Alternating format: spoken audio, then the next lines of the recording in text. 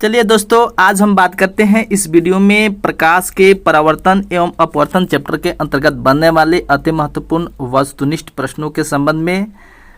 चूँकि NCERT book के अंतर्गत ये दोनों चैप्टर एक ही पार्ट के अंतर्गत दिया हुआ है। चलिए ऑब्जेक्टिव प्रश्न की ओर बढ़ते हैं। प्रश्नों की ओर बढ़ने से पहले आप सभी से रिक्वेस्ट है कि यदि आप मेरे चैनल पर नए हैं तो प्लीज़ मेरे चैनल स्टूडेंट मित्र क्लासेस को सब्सक्राइब कर बेल आइकन को प्रेस करें। चलिए प्रश्न की ओर बढ़ते हैं। पहला प्रश्न है, इसमें समतल दर्पण की फोकस दूरी होती है। तो समतल दर्पण की जो फोकस दूरी होती है वह अनंत होता है, इसलिए इसका सही जवाब हो जाएगा ए नंबर ऑप्शन।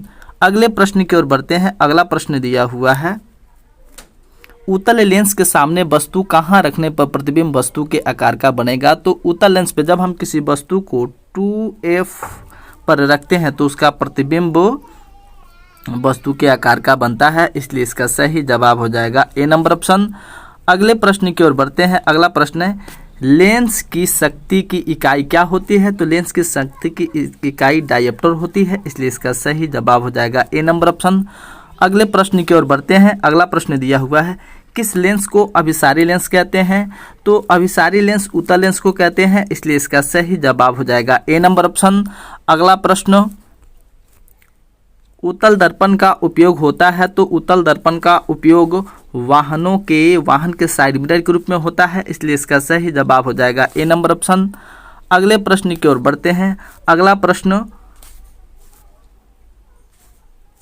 किसी उत्तल लेंस द्वारा वस्तु का आभासी एवं आवर्धित प्रतिबिंब बनाने हेतु वस्तु की स्थिति कहाँ होनी चाहिए, अर्थात इस स्थिति में वस्तु को कहाँ रखा जाना चाहिए ताकि जो प्रतिबिंब प्राप्त हो वह आभासी एवं आवर्धित हो। तो इस स्थिति में वस्तु को F1 एवं प्रकाशीय केंद्र O के बीच रखी जाएगी उत्तल दर्पण में, उत्तल लेंस में। तो उसका जो प्रतिबिंब बनेगा आभासी एवं आवर्धित बनेगा, इसलिए इसका सही जवाब हो जाएगा डी नंबर ऑप्शन।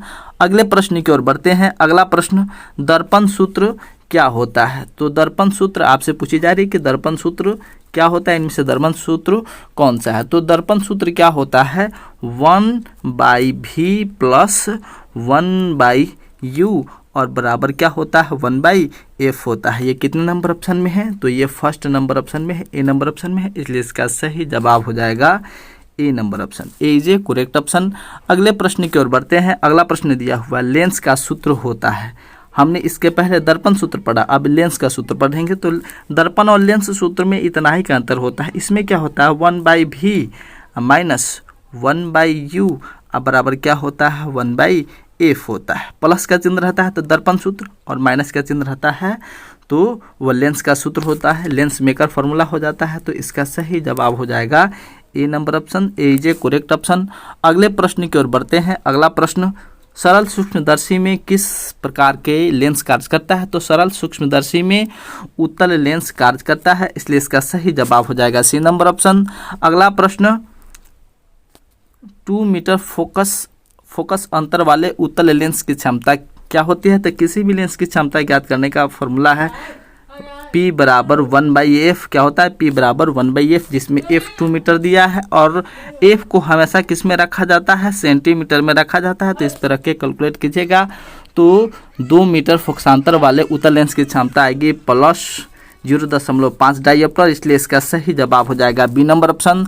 अगले प्रश्न की ओर बढ़ते हैं। अगला प्रश्न दिया हुआ है, किसी गोलीय दर्पण की फोकस दूरी 10 सेंटीमीटर है तो उसकी वक्रता त्रिज्या क्या होगी। तो R बराबर क्या होता है, R बराबर वक्रता त्रिज्या बराबर 2f होता है। क्या होता है 2f, जिसमें f का वैल्यू दे दिया है 10, तो 2 गुना 10 होगा तो 10 दूनी 20 सेंटीमीटर हो जाएगी उसकी वक्रता त्रिज्या R का वैल्यू, इसलिए इसका सही जवाब हो जाएगा सी नंबर ऑप्शन। अगले प्रश्न की ओर बढ़ते हैं। अगला प्रश्न दिया हुआ है, अवतल दर्पण की फोकस दूरी होती है। तो अवतल दर्पण की फोकस दूरी हमेशा क्या होती है, ऋणात्मक होती है, इसलिए इसका सही जवाब हो जाएगा A number option. A is a correct option. अगले प्रश्न की ओर बढ़ते हैं। अगला प्रश्न, किसी अवतल दर्पण की फोकस दूरी f और उसकी वक्रता त्रिज्या r है तो निम्नांकित में कौन संबंध सही है। तो r बराबर क्या होता है, r बराबर होता है 2f। r बराबर क्या होता है 2f, तो r बराबर 2f बी नंबर ऑप्शन में दिया है, इसलिए इसका सही जवाब हो जाएगा बी नंबर ऑप्शन। अगले प्रश्न की ओर बढ़ते हैं। अगला प्रश्न दिया हुआ है, अवतल दर्पण के सामने वस्तु को कहाँ रखा जाए ताकि प्रतिबिंब उल्टा वास्तविक एवं समान आकार का प्राप्त हो। तो अवतल दर्पण के लिए किसी वस्तु को कहाँ रखा जाए ताकि ऐसी स्थिति प्राप्त होगा। तो ऐसी स्थिति प्राप्त करने के लिए वस्तु को कहाँ रखना चाहिए, अवतल दर्पण के वक्रता केंद्र पर रखने से ही प्रतिबिंब उल्टा प्राप्त होता है, वास्तविक प्राप्त होता है और समान आकार का प्राप्त होता है। इसलिए इसका सही जवाब हो जाएगा सी नंबर ऑप्शन। अगले प्रश्न की ओर बढ़ते हैं दोस्तों। अगला प्रश्न दिया हुआ उत्तल दर्पण में प्रतिबिंब बनता है। तो उत्तल दर्पण की जो प्रतिबिंब होती है वह कैसी होती है। तो उत्तल दर्पण की जो प्रतिबिंब होती है वह आभासी होती है। इसलिए इसका सही जवाब हो जाएगा बी नंबर ऑप्शन।